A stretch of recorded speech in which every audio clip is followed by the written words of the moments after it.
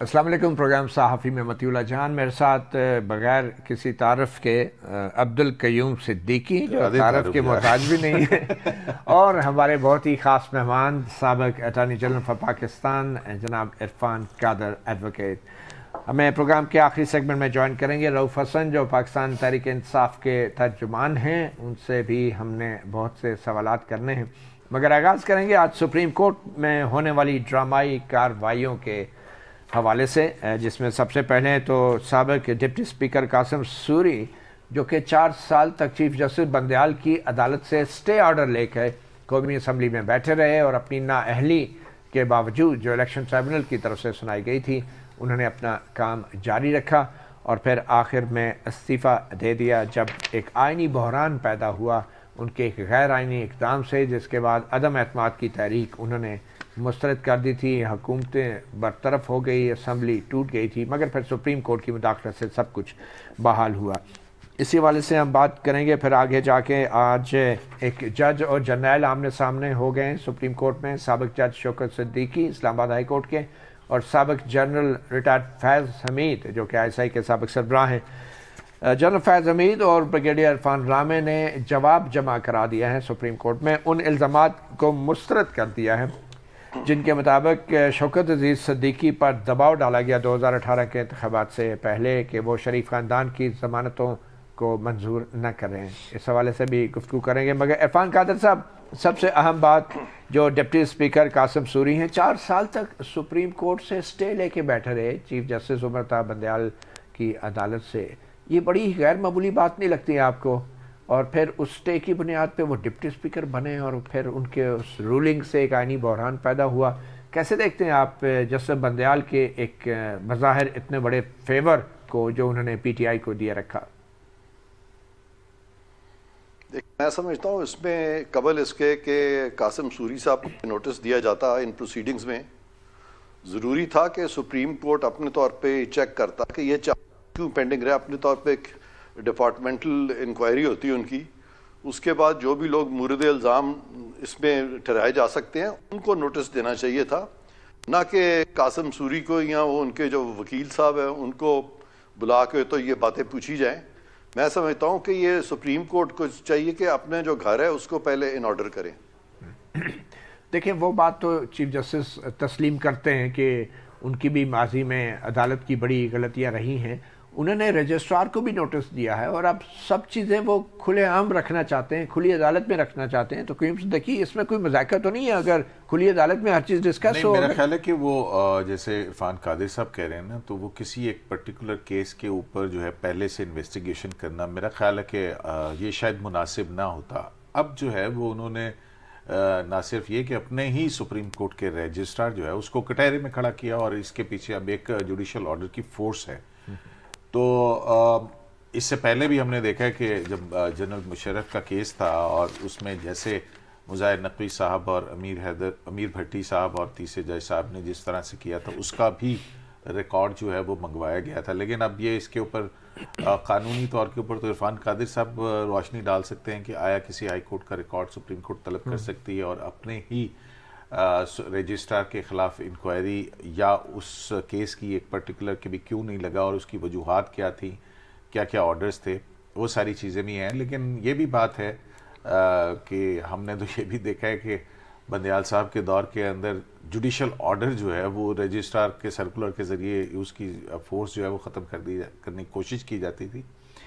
तो मेरा ख्याल है कि ये मुनासिब चीज़ है कि रिकॉर्ड के ऊपर एक जुडिशल ऑर्डर के ज़रिए चीज़ें आई हैं सामने, तो उसकी एक लीगैलिटी और उसकी अहमियत मेरा ख्याल में उससे ज़्यादा है कि सुप्रीम कोर्ट अपने तौर पे इंटरनल इंक्वायरी करती। ठीक है इरफान कादर साहब, अगर ये साबित हो भी जाता है कि जस्टिस बंदयाल ने गैर आइनी तौर पे एक फेवर दिया PTI को, डिप्टी स्पीकर कासिम सूरी को 4 साल तक स्टे ऑर्डर और फिर वो केस का फैसला नहीं किया, तो इसका नतीजा क्या निकलेगा? आइनी और कानूनी तौर पे आप जस्टिस बंदयाल का क्या बिगाड़ा जा सकता है या कासिम सूरी का अब क्या हो सकता है?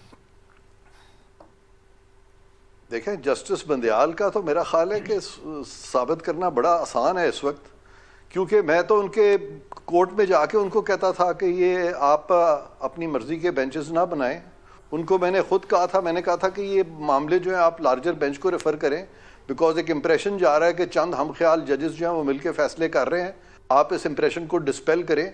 लेकिन वो इन तमाम ऑब्जेक्शन के बावजूद, सिर्फ मेरे ही ऑब्जेक्शन नहीं थे, सारा पाकिस्तान मीडिया इस पे ऑब्जेक्ट कर रहा था, और उसके बावजूद वो बड़े कॉन्फिडेंट होके वहाँ बैठे हुए थे। बल्कि लफ्ज़ कॉन्फिडेंट का भी मैं नहीं कहूँगा, it was more than that. हम अंग्रेज़ी में एक और लफ्ज़ भी इस्तेमाल करते हैं, कॉक शोर।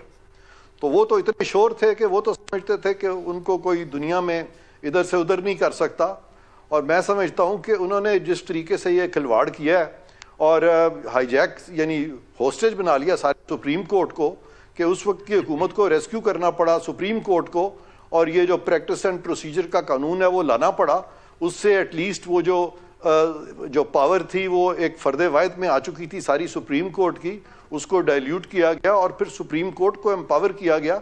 तो यहाँ तक नौबत चली गई थी। तो उनके खिलाफ तो पता नहीं है क्या सोच रहे हैं, क्यों उनके खिलाफ अभी तक कोई एक्शन नहीं हुआ। उनके खिलाफ तो मेरा ख्याल पाकिस्तान की तारीख में तो क्या दुनिया की तारीख में मिसाल नहीं मिलती कि कोई चीफ जस्टिस जो है वो अकेला पूरे के पूरे सुप्रीम कोर्ट को भी हाईजैक कर ले और पार्लियामेंट को और एग्जीक्यूटिव को बिल्कुल अपने नीचे होस्टेज बना ले।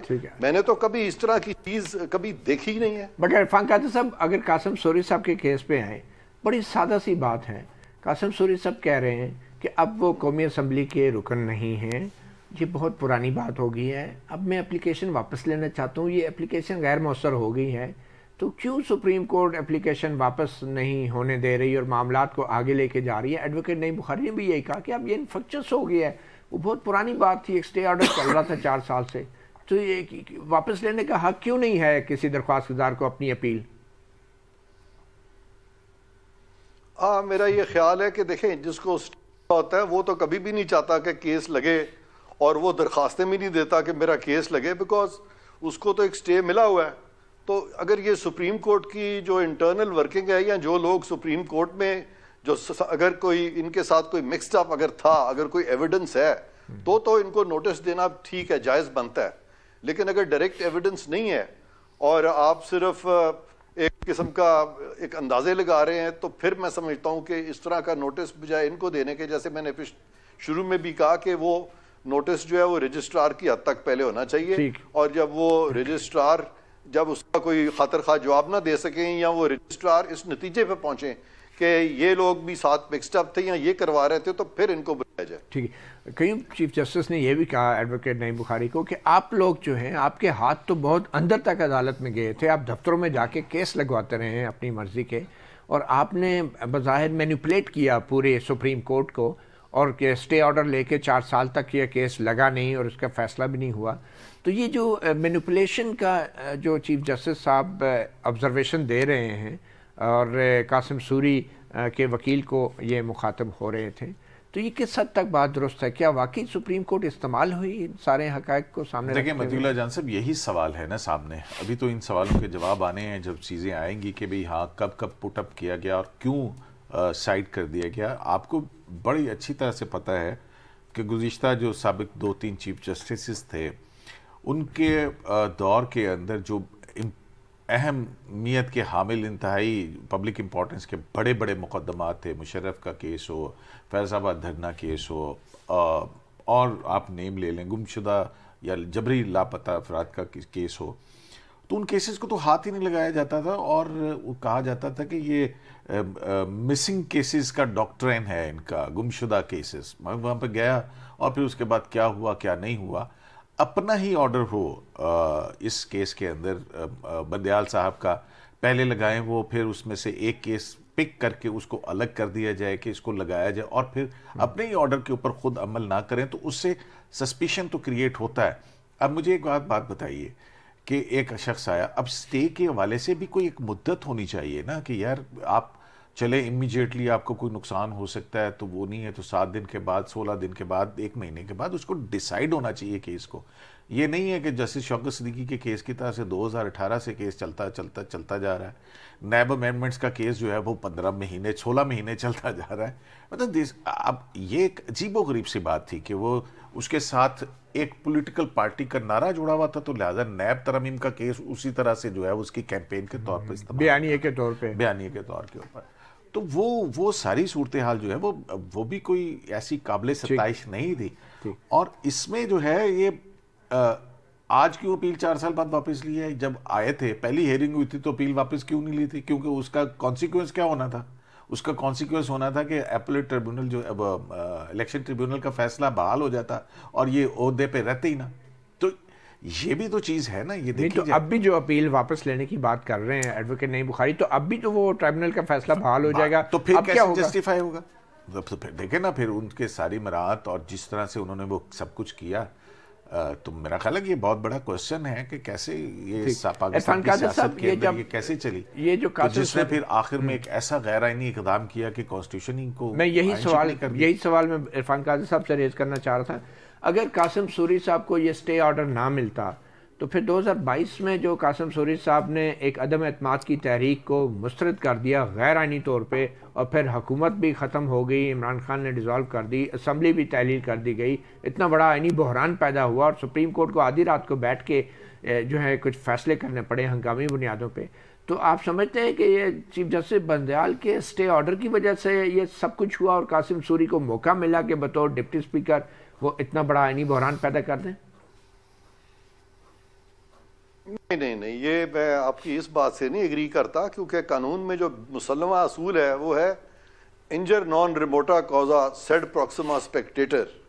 उसका मतलब है कि लॉ में immediate events are to be considered, cause of immediate events are to be considered, causes of remote events are not to be considered. लेकिन आप खुद कह रहे हैं कि जस्टिस बंदयाल सब कुछ लॉ के मुताबिक नहीं कर रहे थे, उनकी कुछ सियासी नहीं, लेकिन अब ये नहीं है कि अब हर बुराई हम जस्टिस बंदयाल में ढूंढते रहेंगे। जस्टिस बंदयाल ने बहुत सारी गलत चीजें की हैं, बहुत सारा खिलवाड़ किया है, लेकिन जहां पे उनकी डायरेक्ट कोई इस तरह की चीज उन्होंने नहीं की, उसका वो भी हम उन पे नहीं थोप सकते। तो यहाँ पे तो ये बड़ा मशहूर 4 साल तक का जो गालिब का है कि सुने वो शेर है, मगस को बाग में जाने ना दीजियो, खून ना हक परवाने का होगा। तो आप वो वाला प्रिंसिपल लगा रहे हैं कि अगर सूरी साहब ना होते तो फिर ये होता। वहां पे सूरी की बात नहीं है, वहां तो इमरान खान साहब जो थे वो डिफाइंड थे, वो नहीं होने दे रहे थे वहां पे, नो कॉन्फिडेंस वोट्स जो है वो नहीं होने दे रहे थे।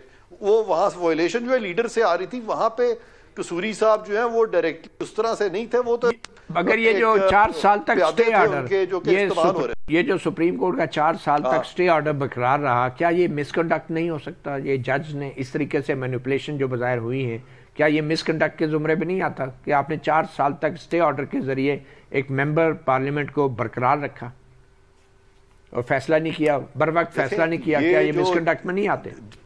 हाँ, ये केसेस जो लगाने हैं ना कोर्ट में, वो जज का काम नहीं है। वो नीचे जो रजिस्ट्री है वो इन रोटेशन केसेस लगाती है।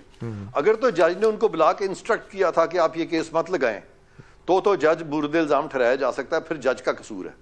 लेकिन अगर इस तरह कोई एविडेंस सामने नहीं आता कि जज ने कोई इन्फ्लुएंस किया किसी को, या जज ने कहा कि मेरे पास आप केस ना लगाएं, तो उस पे फिर जज का कोई कसूर नहीं है, क्योंकि वहां बंदयाल साहब का सिर्फ बेंच हर केस का ट्रैक रखेगा उसको। जज साहब का, बंदयाल साहब का सिर्फ बेंच बनाने की हद तक कसूर था, केसेस का तो उन्हें पता ही नहीं होता था कौन से उनके सामने लग रहे हैं, आप ये कह रहे हैं? हाँ, वो फुल बेंच नहीं, वो जो 3 जजेस का बेंच बनाते थे हर दफा, वो आपने देख ही लिया, वो बेंच तकरीबन। सर एक छोटी सी ब्रेक लेंगे, ब्रेक के बाद बात करेंगे एक जज और जर्नैल किस तरह आमने सामने आ गए हैं। जनाब फैज़ हमीद ने शौकत अजीज़ सिद्दीकी के इल्ज़ामात की तरदीद कर दी, अब क्या होगा, कैसे साबित होगा, कौन सच्चा है कौन झूठा? एक छोटी सी ब्रेक के बाद।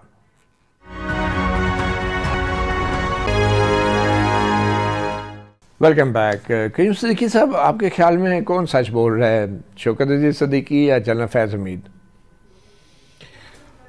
देखें, दोनों ने अब तो अदालतों के, इससे पहले तक तो एक तरफा जो है मौक़िफ़ था जैसे शौकत सिद्दीकी का कि उनके ऊपर दबाव डाला गया और किस तरह से जो है वो मुकद्दमात को मैनिपुलेट करके और 2 साल की मेहनत हमारी इस तरह ज़ाया हो जाएगी, वो बड़ा मशहूर वो सारी चीज़ें जुमला है। तो अब जो है वो जाहिर है कि ये बात भी ठीक है कि अगर आप किसी पे इल्ज़ाम धर रहे हैं तो उसको सुने बगैर अदालत कैसे कोई फैसला ठीक है। चलो, फैज़ हमीद ने तरदीद कर दी, तो आपके ख्याल में दोनों में से सच्चा कौन है? मैं झूठा तो नहीं कहना चाहिए। मतीउल्लाह जान साहब देखें, मेरा ख्याल है कि जज का मौक़िफ़ शायद हकीकत के ज़्यादा करीब तर होगा, क्योंकि जहाँ तक हमारे उन साहब के जनरल फैज़ हमीद का ओहदा और उस ओहदे के साथ उनके फ़राइज़ और जिस किस्म की चीज़ें सामने आती रही हैं, तो उस बुनियाद पे तो अगर देखा जाए क्या कहते हैं उसको, वाक़याती शहादतों को मद्देनज़र रख के देखा जाए तो लगता है कि कुछ चीज़ जो है देयर इज समथिंग सीरियस। ठीक है, समथिंग सीरियस। इरफान कादर साहब, आपने तो दोनों को बहुत करीब से देखा है, जजों को भी, जर्नलों को भी, तो आपके ख्याल में शौकत अजीज सिद्दीकी और जनरल फैज़ हमीद दोनों में से कौन सच बोल रहा है? आपने बिल्कुल सही कहा, मैंने दोनों को बहुत करीब से देखा है और गालिबन आपने भी काफी करीब से दोनों को देखा हुआ है, क्योंकि आपका भी ताल्लुक जो है दोनों से रहा हुआ है, एक से है दूसरों से भी है, तो आपने भी। अब मसला ये है कि हमारे मुल्क में कोई सियासतदान भी नहीं है जिन्होंने दोनों को ना देखा हो। जी हाँ, तो अब हकीकत जो है वो मैं बयान कर दूं कि एक थोड़ी सी और जी इरफान कादर जी मैं कह रहा था कि अदलिया का और फौज का एक चोली दामन का साथ रहा है। अच्छा। और बहुत सारे फैसले जो माजी में आए हैं वहाँ पे अदलिया ने हमेशा फोर्सेस को सपोर्ट किया है, और ये एक ताल्लुक जो था ये कोई नया नहीं है। ये फोर्सेस को सपोर्ट किया है या डिक्टेटर्स को सपोर्ट किया है, ये आप क्या कहना चाह रहे हैं? क्योंकि फोर्सेस को तो पूरी कौम सपोर्ट करती है। कि जब कोई देखें, जब कोई डिक्टेटर जब वो चला जाता है, कोई भी चला जाता है, तो सारी बात जो है रवायत पे डाल दी जाती है। पाकिस्तान की अगर आप तारीख उठा के देखें तो सारी बुराइयां उन लोगों में थी जो पाकिस्तान के वज़ीर आज़म बने थे या पाकिस्तान के जो सदूर बने थे। चले सर, मैं सवाल पे आ जाए सर, लोग सारे बड़े अच्छे थे। सर, जज साहब सच बोल रहे हैं या जनरल साहब सच बोल रहे हैं? तो देखें, मुझे कोई गायब का इल्म नहीं है, मैं कुछ नहीं कह सकता, लेकिन कुछ ना कुछ जो है वो कहते हैं where there is smoke there is fire, there is smoke, where there is smoke there is fire. ठीक है ना जी? तो इसलिए सच क्या है इसकी तह तक बिल्कुल पहुंचना तो चाहिए, लेकिन फिलहाल जो छोटा सा नुक्ता सुप्रीम कोर्ट के सामने आज जो मैंने अक्स किया है वो तो यही है कि क्या इंक्वायरी के बगैर अगर कोई जज तकरीर करता है तो बगैर इंक्वायरी के उसको निकाला जा सकता है और उसकी तकरीर को झूठ करार दिया जा सकता है, या अगर झूठ ना भी करार दें तो क्या वो मिसकॉन्डक्ट बनता है? और इसी तरह के इसी से निकलते हैं कुछ और सवालात जो कि प्रिसीजन के साथ मैं समझता हूं कि कोर्ट को वकला के सामने रखने चाहिए ताकि उस पर वकला जो है अपनी अपनी बात करें। लेकिन मुझे लग यही रहा है कि ये जो शौकत सिद्दीकी साहब हैं वो बहाल हो जाएंगे और उनके ये फैसला जो है उनके हक में आएगा, और ये फैसला आएगा कि उनके खिलाफ चूंकि इस तरह की इंक्वायरी नहीं हुई लिहाजा उनको गलत निकाला गया। अब उसके बाद वो कौन से इदारे हैं जो इस सच को डिटरमिन करेंगे? मेरे नज़दीक तो सुप्रीम जुडिशल काउंसिल उसमें नहीं आती।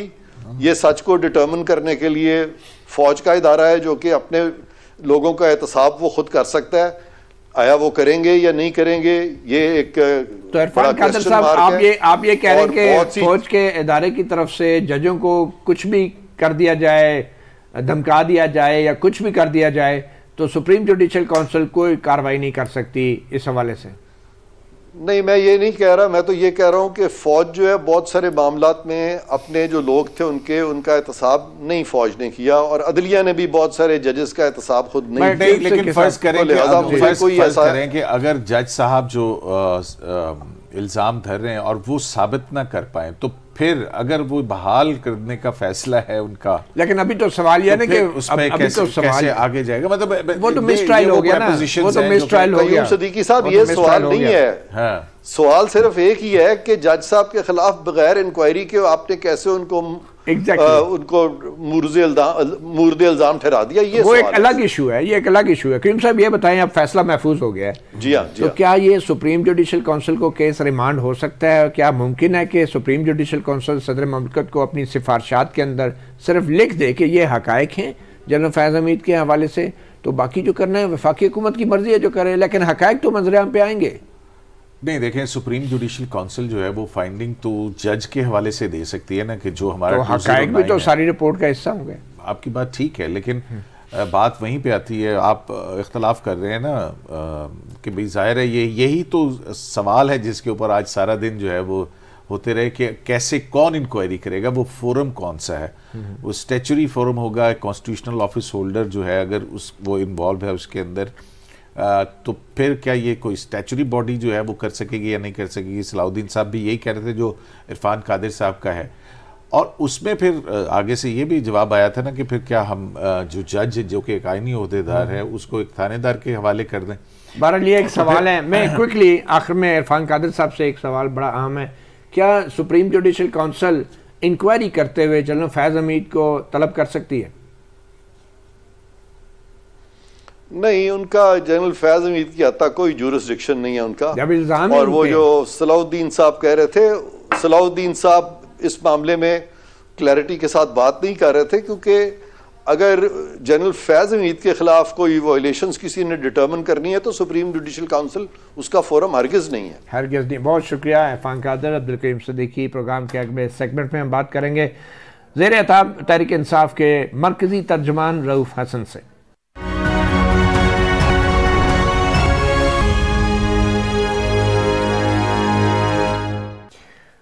Welcome back. बात करेंगे तहरीक इंसाफ की। 8 फरवरी को इलेक्शंस हैं, मगर तहरीक इंसाफ की सियासी इंतखाबी मुहिम बज़ाहिर नज़र नहीं आ रही और बहुत सारी मुश्किलात का भी बज़ाहिर सामना है।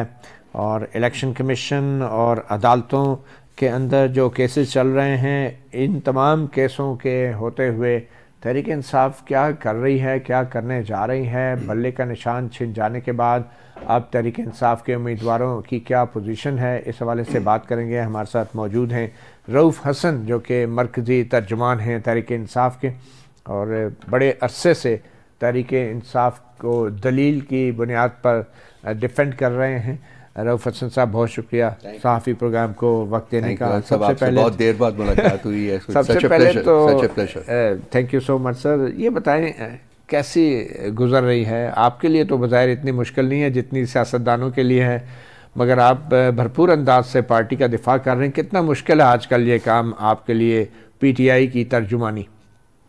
देखिए, जब खौफ के साए मंडला रहे हो, कॉन्स्टेंटली मंडला रहे हो, तो मेरा ख्याल है कि मुश्किल ही होता है, लेकिन काम करना है तो करना है, और मुश्किल हालात में करने का और ज़्यादा मज़ा भी आता है। किस चीज़ का खौफ है? आपके साथ तो कुछ भी नहीं हुआ। वो नज़र नहीं आते ना, वो जो साए हैं वो नज़र नहीं आते, लेकिन वो मौजूद रहते हैं और वो इट्स वेरी अनफॉर्चुनेट। लेकिन मेरी तो यही है कि ये काम करने के बाद इलेक्शंस वगैरह हो जाएं और I hope and pray that we are able to take a step away from all this, और पाकिस्तान एक जेन्युइन जमहूरियत, एक जेन्युइन जमहूरी कल्चर जो है वो यहाँ पर बांध चढ़े। और हम सारे जगह से जिन सायों का आपने जिक्र किया, शेडोज़ का जिक्र किया, ये आपकी अपनी पार्टी की क़यादत के शेडोज़ नहीं है, पॉलिसियों के शेडोज़ नहीं हैं जो आप 3.5 साल हुकूमत में रह के गुजारे, जो एहतसाब का नारा आपने लगाया, जो अब एहतसाब हो रहा है, तो क्या आपकी पार्टी अब भी इंतखाबात में एहतसाब के नारे से जा रही है? मंशूर क्या है या कुछ बदल गया है? मंशूर तो 2-1 दिन में आ जाएगा आपके पास, वो देख लीजिएगा। लेकिन यह है कि एहतसाब तो बिल्कुल एक फंडामेंटल पिलर था पीटीआई का, और फंडामेंटल पिलर अब भी है, अब भी है। अच्छा। उसमें कोई डिविएशन किसी किस्म की नहीं हुई है। वही वाला या कुछ थोड़ा बेहतर या मुख्तलिफ? थोड़ा बेहतर या ख़राब नहीं होता, एहतसाब होता है। अच्छा। वो तो मतलब अगर कोई गलत काम हुआ है तो वो पॉलिटिकल डोमेन में हुआ है, फाइनेंशियल डोमेन में हुआ है, तो उसको इंसान दी ओनली जो चीज़ है वो ये है कि जी हर किसी को कानून के दायरे के अंदर रह के काम करना चाहिए, और अगर खुदा न ख्वास्ता कोई ट्रांसग्रेस करता है तो कानून को इतना ताकतवर होना चाहिए कि उसकी पकड़ हो सके। तो कानून तो ताकतवर है, और कानून की पकड़ भी आपने महसूस तो कर ली होगी। कानून की पकड़ जो है वो उन लोगों की नहीं हो रही जिनकी पकड़ होनी चाहिए। अच्छा। और उन लोगों की हो रही है जिनकी पकड़ नहीं बनती। आपके तो मुखालिफिन शायद कह रहे हैं कि अब कानून सही पकड़ में है। मेरे मुखालिफिन की बात नहीं है यहाँ। मैं फील कर रहा हूँ कि कानून को अगर थोड़ा सा आपने सवाल चूँकि बहुत ही अहम किया है, तो थोड़ा सा पीछे चले जाए तो जो अकाउंटेबिलिटी थी वो ये नहीं कि हमने नहीं की, उसमें गलतियां होती हैं, कोई इनफेलेबल नहीं होता। मतीउल्लाह जान साहब, हम सब से गलतियां होती हैं, सवार हुकूमत से भी गलतियां होती हैं, लीडरान से भी गलतियां होती हैं। I am one of those people basically who is very Frank about it and I would confess. लेकिन अकाउंटेबिलिटी ख़त्म हमने नहीं की थी। ये सवाल भी उठाना चाहिए कि अकाउंटेबिलिटी क्यों और किसने ख़त्म की थी, किस तरीके से ख़त्म? हुकूमत तो आपकी थी। हाँ बिल्कुल थी, आपने कभी बताया नहीं? बहुत दफ़ा बताया गया, बहुत दफ़ा बताया गया। अभी आपके लीडर बोल रहे हैं जेल से कि जनरल बाजवा की हुकूमत होती थी और वही करते थे सब कुछ, तो उस वक्त क्यों नहीं बोले? खामोश बोले थे, उस वक्त भी बोले थे, लेकिन अच्छा। यह है कि ये चीज़ें जो ऐसी है जो कि पब्लिक डोमेन में नहीं आती हैं। लेकिन मसलन क्या बोला था उस वक्त बतौर वज़ीर आज़म? क्या जो हो रहा था, जब अकाउंटेबिलिटी का प्रोसेस आगे नहीं बढ़ रहा था तो उसके ऊपर बहुत दफ़ा गुफ्तगू हुई थी कि क्यों नहीं बढ़ रहा आगे। मेडिकल रिपोर्ट जब बनी और लोगों को छोड़ा गया, सारा कुछ किया गया। मैं किसी इंडिविजुअल को टारगेट नहीं करना चाहूँगा, मैं I am a firm believer. Medical report के बाद लोगों को छोड़ा गया, आपकी काबीना की इजाज़त से नवाज शरीफ बाहर गए थे, मसला क्या था? काबीना की इजाज़त किस बेसिस के ऊपर हुई थी कि जब वो मेडिकल रिपोर्ट में वो सब कुछ बयान किया गया जो एक्चुअली नहीं था, अच्छा, जो झूठ पर मबनी था। अच्छा, तो वो उसके ऑर्केस्ट्रेटर्स कौन थे, वो उसमें मेरा ख्याल ना ही पड़े तो बेहतर इसलिए है। यास्मीन राशिद ने झूठ बोला था, आपकी वज़ीर सेहत ने, जो आपके उम्मीदवार हैं अभी। यास्मीन राशिद ने झूठ नहीं बोला था। अच्छा, उनसे भी जहाँ से बनी थी रिपोर्ट, जिस तरीके से बनाई गई थी, बिकॉज फैसले हो रहे थे, कुछ हो चुके हुए थे, और उसके बाद फिर वो उसको इम्प्लीमेंट करवाया गया। हाँ, ये कह सकते हैं आप, लेकिन ये हकीकत नहीं थी। अच्छा, क्या वो किसी वक्त बैठेंगे तो बात करेंगे? चलो, अभी मुनासिब नहीं है अभी बात करना। ये बताएं, आपके जो आज़ाद उम्मीदवार हैं इस वक्त, उनकी वफादारियाँ बरकरार रखने के लिए कुरान पे हलफ लिए जा रहे हैं। सलमान अकरम राजा साहब जैसे वकील भी अब कुरान पे हल्फ दे के अपनी वफादारी का यकीन दिला रहे हैं। क्या रऊफ हसन भी कुरान पे हल्फ दे के वफादारी का यकीन दिलाएंगे अपनी पार्टी को? देखिए, क्या हो रहा है? एक तो आज़ाद उम्मीदवार वो नहीं है, वो पीटीआई के नॉमिनेटेड उम्मीदवार। टिकट तो नहीं है ना, तो टेक्निकली कानूनी आज़ाद ही है वो आज़ाद कह लीजिए, लेकिन हमारे नज़दीक वो हमारे उम्मीदवार हैं। तो फिर हल्फ लेने की कुरान पे जरूरत क्यों पड़ी है? पढ़े लिखे लोग, पार्टी की डिमांड नहीं है। हाँ। ये इंडिविजुअल लोग अगर अपनी इंडिविजुअल बेसिस के ऊपर कर रहे हैं तो वो उनका नुक्ता नज़र है। मैं उसके साथ एग्री करूं या ना करूं। मतलब कुरान को सियासत में लाना चाहिए, वोटरों को वोट लेने के लिए कुरान पे हलफ, क्या ऐसे होना चाहिए आपके ख्याल? मैं ज़ाती तौर के ऊपर बिलीव करता हूं कि नहीं, क्योंकि लॉयल्टीज़ इंसान की जो हैं वो मेजर होती हैं, उनकी परफॉर्मेंस से मेजर होती हैं, इन चीज़ों से नहीं होती हैं। लेकिन अगर कोई इंडिविजुअल फील करता है अपने तय कि मुझे ये करना चाहिए, तो वो कर भी रहा है, तो मैं कम से कम उंगली नहीं उठाऊंगा, मैं क्रिटिसाइज नहीं करूंगा। लेकिन अगर मुझे कहा जाएगा तो मैं कहूँगा जी मेरी लॉयल्टी अगर उसके ऊपर क्वेश्चन मार्क्स हैं, then I don't deserve to be in the party, then I much rather walk out. So ये मेरी अप्रोच तो बड़ी सिंपल, स्ट्रेट और कैंडिड होती है। ठीक है, आजकल तो खान साहब भी जेल में जो है वो कुरान की आयत का हवाला दे रहे हैं, बहुत ज़्यादा कुरान का मुताला भी कर रहे हैं। पहले कर लेते तो शायद कुछ हमेशा पढ़ते थे वो कुरान शरीफ, हमेशा पढ़ते थे, हमेशा पढ़ते थे। इस्लामिक टच भी काफ़ी देते थे, बहुत देर है उनकी जो ये उनके अंदर समाया हुआ है, ये कोई नई बात नहीं है। तो अभी बताएं कि आपकी रैली, जलसे जुलूस कहाँ हैं? वैसे तो बाकी जमातों के भी नहीं है, लेकिन वो फिर भी मैदान में नज़र आ रही हैं, तो पीटीआई कहाँ है? इसका जवाब तो आपको देना चाहिए। आप बैठे हुए, आपको पता है कि क्या हो रहा है, किस तरीके से रियासती जुल्म, जबर और फसाइयत का मुजाहरा किया गया है, किस तरीके से पीटीआई को क्रिपल करने की कोशिश की गई है और की जा रही है। आप निगरान हुकूमत पे इल्ज़ाम लगा रहे हैं? मैं निगरान हुकूमत पर ही इल्ज़ाम लगाऊंगा, बिकॉज बेसिकली हम एक सियासी जमात हैं और हमारे सियासी अहदाफ हैं और हमने सियासी तरीके से उनको अचीव करना है। तो जो हुकूमत होती है, मसलन अगर आप वापस जाते हैं, बहुत कंट्रोवर्शियल सी एक सब्जेक्ट है, लेकिन मैं I just try to narrate it. East Pakistan crisis जो हुआ था, जो कुछ उसमें बहुत से लोगों का बहुत से रोल थे, उसमें भुट्टो साहब का भी रोल था, उसमें बाकी लोगों का भी, इंस्टीट्यूशंस का भी रोल था।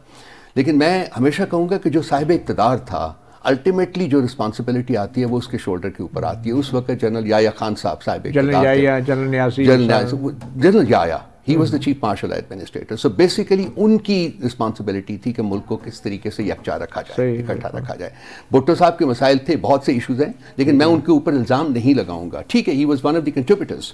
इसी तरह से आज भी जो है, मैं जो बैठा हुआ है प्राइम मिनिस्टर यहाँ, जो साहिब इक़्तिदार है इस वक्त, मैं उसी को पकड़ूंगा, क्योंकि तो आपको जलसे जुलूस करने से कौन रोक रहा है? एडमिनिस्ट्रेशन।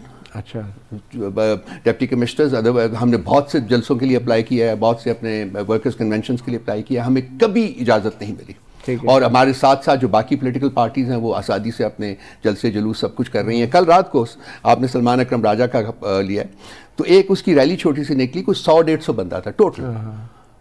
जो उस रैली को जिसने उस रैली को ऑर्गेनाइज किया लाहौर में, रात को 2 बजे उसके घर अटैक किया गया और उसको और उसके बेटे को उठा के ले गए। वो अभी शाम को मेरी सलमान से बात हुई है, वो कह रहे हैं कि अभी तक नहीं छूटा, हम कोशिश कर रहे हैं कि वो छूट जाए। देखिए ये है फस्तायत का अंदाज। कुछ नहीं, कहीं स्पेस नहीं मिल रही है हमें, कहीं किसी किस्म की स्पेस नहीं मिल रही। इस सारी तमाम सूरत हाल में पीटीआई ने कोई सबक सीखा, आपके बानी चेयरमैन ने कोई सबक सीखा, सियासतदानों से, नवाज शरीफ से, नून लीग से मुज़ाकरात करने को तैयार हैं या अभी भी वो फ़ोन कॉल का इंतजार कर रहे हैं इस्टेब्लिशमेंट की तरफ से? हम, इंसान की ज़िंदगी रकम होती है सबक सीखने से, ये एक कंटिन्यूस प्रोसेस है, ये कभी भी ख़त्म नहीं होना चाहिए। इस उम्र में भी हम लोग, आज भी मैं सीख रहा हूँ, आज मैं आपके पास यहाँ बैठा हूँ, मैं यहाँ से सीख के कुछ उठूंगा। तो इमरान खान साहब नवाज शरीफ के साथ बैठने को तैयार हैं? हम हमेशा तैयार थे। अच्छा। हमने हमेशा उनको कहा जी कि एनआरओ को छोड़ दें, बाकी बात करें, मुल्की मसाइल के ऊपर बात करें। जब सुप्रीम कोर्ट के ऑर्डर्स के ऊपर भी हम लोग बैठे हैं, तो उस वक्त भी हमने बहुत लचक दिखाई। तो फिर वो करप्शन के बयानिए का क्या होगा अगर आप नवाज शरीफ के साथ बैठ के? करप्शन का बयानिए अपनी जगह रहेगा। मैंने कहा है ना कि हम मुल्की मसाइल के ऊपर बात करें ना, तो अगर आप में अगर एक अंसर जो है वो आपकी ज़ात में ख़राब है, तो ये भी हो सकता है कि आपकी ज़ात में कोई अंसर अच्छे भी हों, आप कंट्रीब्यूट भी कर सकें। तो अगर आप कंट्रीब्यूट कर सकते हैं तो बैठने में कोई प्रॉब्लम नहीं है। कम से कम मुझे तो कोई प्रॉब्लम नज़र नहीं आता। खान साहब ने तो यहाँ तक कहा था कि मैं पॉलिटिशियंस और इस्टेब्लिशमेंट दोनों के साथ बातचीत करने को, उन्होंने कमेटी भी बना दी थी, उन्होंने कमेटी भी बनाई। और अगर सिर्फ इस्टेब्लिशमेंट आ जाए तो वो और भी अच्छा है? नहीं, मैं ऐसा नहीं सोचता। अच्छा। कम से कम मैं ऐसा नहीं सोचता और मेरा लीडर भी ऐसा नहीं सोचता। वो तो कह रहे हैं 18 महीने से जेल में, किसने मुज़ाकरात के लिए पूछा भी नहीं है। ये उन्होंने नहीं कहा, ये उन्होंने बिल्कुल नहीं कहा। ना हम ऐसा सोचते हैं, ना हम कोई ऐसे मुज़ाकरात सीख कर रहे हैं, ना हम इनके तलबगार हैं। लेकिन अगर आपने मुल्क को चलाना है, PTI happens to be the largest political party of Pakistan, the most popular political party of Pakistan and the only federal political party of Pakistan. हर कोई बंदा जानता है कि अगर आपने मुल्क को आगे बढ़ाना है तो पीटीआई का एक रोल है। अगर आप उसको वो रोल डिनाई करेंगी जो कि इस वक्त किया जा रहा है, तो वो मुल्क के लिए ठीक नहीं है। मगर आपके लीडर के जो बयानात आ रहे हैं उससे तो लगता है कि ये आपके बकौल लार्जेस्ट पॉलिटिकल पार्टी जो है, इसको तो जनरल बाजवा चलाते थे हुकूमत में भी, तो वो आपके लीडर गलत बयानी कर रहे हैं। ये आपने कैसे कंक्लूड कर लिया और कब कहा है खान साहब ने? ये तो जेल में मीडिया से रोज बातें हो रही हैं, अखबारों में ये गलत खबरें। पार्टी को वो नहीं चला रहे थे, उनका एक अपना रोल था, फौज का एक रोल रहा हुआ है पाकिस्तान की तारीख में। आपकी पार्टी की हुकूमत थी ना? हमारी पार्टी की हुकूमत थी, बिल्कुल। हम तो फिर आप लार्जेस्ट पॉलिटिकल पार्टी को तो असम्बलियां भी बाजवा के कहने पे तोड़ी हैं, आपके लीडर कहते हैं। नहीं, ये बातें जो है ये करने की नहीं है। अच्छा, करनी नहीं चाहिए। देखिए मसला ये है कि हुकूमत हमारी थी, हम चला रहे थे बिल्कुल और अपना काम कर रहे थे। हमारी आप परफॉर्मेंस देखिए, आप अपना हेल्थ कार्ड देखिए, हमारा एहसास प्रोग्राम देखिए, हम कोविड की जो हम मैनेजमेंट है उसको देखिए। ये कौन चला रहा था, चले कौन कर रहा था? परफॉर्मेंस तो आप उसको क्रेडिट दें ना पीटीआई की हुकूमत को कि हमने क्या डिलीवर किया लोगों को। और आज उसके जब आपकी हमारी हुकूमत गिराई गई थ्रू अ कंस्पिरेसी, आज देखिए कि रेटिंग्स कहाँ हैं। अच्छा, परफॉर्मेंस की बात की है तो ब्लूमबर्ग की जो अभी ताज़ा तरीन रिपोर्ट है, इसके मुताबिक जो बेरोज़गारी और जो अफरात ज़र के हवाले से जो परफॉर्मेंस रही है वो नवाज शरीफ की हुकूमत की तो बेहतरीन परफॉर्मेंस रही है। कब रही है? आज 45%, 14.5% नवाज शरीफ के दौर में रही है, तहरीक इंसाफ के दौर में 16.1% और 17.2 पीपल्स पार्टी के दौर में। तो बेस्ट परफॉर्मिंग जो पार्टी है वो तो मुस्लिम लीग नवाज रही है। जो आप आज की रिपोर्ट आप कंपेयर करें ना कि सर्कमस्टांसेस क्या थे। कोविड आया था एक ड्रेडफुल, जो कि सेंचुरी में एक दफा आता है, उसके साथ हमने डील किया था। उसके बावजूद हमने अपने 3.5 साल के एंड के ऊपर we were at 6.1% of GDP growth. तो ये किस और हुकूमत में आई है? तो इसके अलावा आप देखिए कि जो पब्लिक वेलफेयर प्रोजेक्ट्स थे, जितने हमने लॉन्च किए, जितने हमने एग्जीक्यूट करने के प्रोसेस में थे, वो किसी और हुकूमत ने नहीं किए। अब ये बताएं कि आपके वज़ीर आज़म का उम्मीदवार कौन होगा? इमरान खान। अच्छा, वो तो अभी डिस्क्वालीफाइड है, अभी तक उनकी हमेशा के लिए तो डिस्क्वालीफाइड ही रहना उन्होंने, क्योंकि इलेक्शन तो 8 फरवरी से पहले अगर इमरान खान रहेगा, अगर वो ना हुआ तो वो नहीं होगा, कोई भी वज़ीर आज़म नहीं होगा। वो जब स्टैंड बाई वज़ीर आज़म कुछ बन जाएगा, जैसे कि हमारे जो चेयरमैन साहब हैं इस वक्त, गौर साहब हैं, वो देखना ये भी खान साहब का फैसला होगा कि किसने प्राइम मिनिस्टर बनना है अगर हम इलेक्शन जीतते हैं, बल्कि अगर हमें इलेक्शन जीतने दिया जाता है। ठीक है, आपकी पार्टी के सूबों में कौन वज़ीर आला कोई अभी फैसला तो खान साहब ने करना है इस वक्त। अच्छा, साइफर का बड़ा सीरियस केस है और अगर उसमें से बच के फिर शायद वो वज़ीर आज़म बन सकते हैं। उसमें आज इमरान खान कह रहे हैं कि वो जो साइफ़र पाकिस्तान के सफ़ीर ने लिखा था वो बेसिकली आर्मी चीफ के लिए था, तो वो गलती से वज़ीर आज़म को अब मिल गया। अब ये मंतक समझ नहीं आ रही है, एम्बेसडर जो आर्मी चीफ के लिए साइफ़र लिखता है। देखिए वो साइफ़र की कॉपी आई होती है, आपको पता है कि एक फॉरेन ऑफिस में आती है और एक GHQ में। नहीं, वो कह रहे हैं गलती से वज़ीर आज़म को मिल गया। वज़ीर आज़म को नहीं मिला था, गलती से फॉरेन मिनिस्टर को मिल गया था। किसी ने फॉरेन ऑफिस के अंदर से उनको कहा था कि जी ये साइफर नाम की कोई चीज़ है, तो वो उन्होंने देखा था, उसके बाद उन्होंने प्राइम मिनिस्टर को दिखाया था। ठीक है, जो रूटीन में आता है वो नहीं आया था। इसका मतलब है कि ये साइफर जो सफ़ीर साहब हैं उन्होंने आर्मी चीफ के लिए लिखा था और अपनी गवर्नमेंट के लिए नहीं लिखा था। देखिए साइफर हमेशा गवर्नमेंट में आता है और उसकी कॉपीज जो हैं वो आपको पता है 2 कॉपीज। आप कह रहे हैं फॉरेन मिनिस्टर प्राइम मिनिस्टर से छुपाया गया था और सीक्रेट रखा गया था। अब ये इसके ऊपर कोई भी लफ्ज़ इस्तेमाल कर लीजिए, लेकिन जो रूटीन में आना चाहिए था वो रूटीन में प्राइम मिनिस्टर को नहीं मिला था। अच्छा चलें, बहुत कुछ हुआ। अब शौकत अली सिद्दीकी के केस में मज़ीद इंकशाफात सामने आ रहे हैं।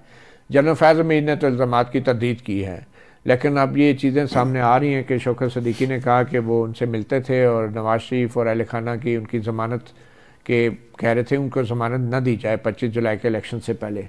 तो इस तरह की पॉलिटिकल इंजीनियरिंग जो जनरल फैज़ मुबैना तौर पर करते रहे हैं, तो आप इसके हवाले से क्या कहेंगे? अब तो जनरल फैज़ साहब और शौकत अली सिद्दीकी साहब के दरमियान का मामला है, वो आपस में सेटल करें उसको। इसमें ना हमारी हुकूमत का कोई अमल दखल था। अच्छा। ना मैं इसके ऊपर कमेंट करना चाहूँगा। अच्छा, और जो कासिम सूरी के हवाले से इंकशाफात हो रहे हैं कि जैसा बंदयाल ने उन्हें 4 साल तक स्टे ऑर्डर दिया रखा और वो फिर उसके बाद उन्होंने अदम एतमाद की तहरीक भी मुस्तरद करवा दी, ये 4 साल का स्टे भी आपके इल्म में नहीं है? इसी मुल्क में एक साहब है जिनका नाम है शहबाज शरीफ, उसको 21 साल स्टे मिला था। उस ज़माने में वो उस अरसे में वो 2 दफ़ा चीफ मिनिस्टर ऑफ पंजाब भी रहे हैं। तो ज़रा चीफ जस्टिस साहब जो हैं वो अपना जो विजन है ना उसको ब्रॉडन करें, तो आप तमाम लोगों को इंडक्ट करें। ठीक है, शहबाज शरीफ और इमरान खान में कोई फ़र्क नहीं है, आप ये कह रहे हैं? कौन कहता है? इमरान खान तो आप ही नहीं कहा, मैं तो नहीं कहा था, यहाँ नहीं आते। ये तो आप सूरी की बात कर रहे हैं और मैं शहबाज शरीफ की बात कर रहा हूँ। शहबाज शरीफ का तो स्टेचर वहाँ भी उससे भी नीचे है। खान साहब को पहुँच को कोई नहीं है। डिप्टी स्पीकर कासिम सूरी पाकिस्तान तहरीक इंसाफ के डिप्टी स्पीकर थे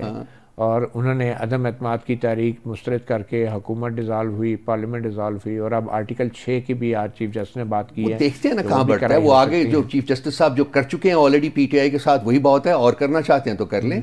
मैं तो उनको कहूंगा कि जरा अपना विजन ब्रॉडन करें और अपनी आंखों के ऊपर से जो उन्होंने शीशे लगाए हुए हैं उनको जरा साफ करें ताकि उनको सब लोग नजर आए। इस इलेक्शन में आपका मुकाबला किससे है? हमारा मुकाबला बहुत सी ताकतों से है, लेकिन हमारा मुकाबला बेसिकली जो है वो पॉलिटिकल ऑपोजिशन से। 9 मई की ताकतों से है या 28 मई की ताकतों से है? देखिए हमारा मुकाबला जो पॉलिटिकल अपोनेंट्स होते हैं उन्हीं के साथ होता है। हम पॉलिटिकल पार्टी हैं, हम पॉलिटिकल फील्ड में रहेंगे और उन्हीं के साथ हमारा मुकाबला 9 मई आपकी बहुत बड़ी। उनको कौन सपोर्ट कर रहा है, हमें कौन कर रहा है, कौन नहीं कर रहा, वो अलग कहानी है, वो बातें अलग हैं। 9 मई आपकी बहुत बड़ी गलती थी। क्या हमने किया था 9 मई? जुडिशल कमीशन बनाए, इंडिपेंडेंट इंक्वायरी करें, जो रिस्पॉन्सिबल मिले उसको उल्टा लटकाना चाहते हैं तो लटकाएं, लेकिन ये पकड़ दकड़ जिस तरीके से हुई है ये जस्टिफाइड नहीं है कि आपने ओवरनाइट। तो ये जो लोग पकड़े गए हैं वो आपके बंदे नहीं है? हमारे बंदे हैं, लेकिन क्या उन्होंने किया है? अच्छा, ये it is yet to be established वो जो वीडियोस हैं, और बहुत सारे लोगों ने तो एतराफ़ भी किया है कि वो वहां बहुत हैं, वीडियोस और भी बहुत है ना। मैं ये कह रहा हूँ कि जी आप एक इंडिपेंडेंट जुडिशियल इंक्वायरी कमीशन कायम करें, एक इंडिपेंडेंट इंक्वायरी कराएं, सबको उसमें पता करें कि किसने क्या किया और उसके बाद उनको पनिश करें। तो आप हुकूमत बनाएंगे? जीते इलेक्शन तो लाजमी बताएंगे, वैसी जैसी 2018 में बनाएंगे? उससे भी बहुत बेहतर। अच्छा, उससे भी बहुत बेहतर। उससे भी बेहतर? जी बिल्कुल। और वो कितनी बेहतर थी? वो बहुत अच्छी थी और उससे भी बेहतर हुकूमत चलेगी। बहुत शुक्रिया रऊफ हसन, मरकजी तर्जुमान तहरीक इंसाफ सहाफ़ी प्रोग्राम से इतने ही इजाज़त दीजिए। अल्लाह हाफिज़।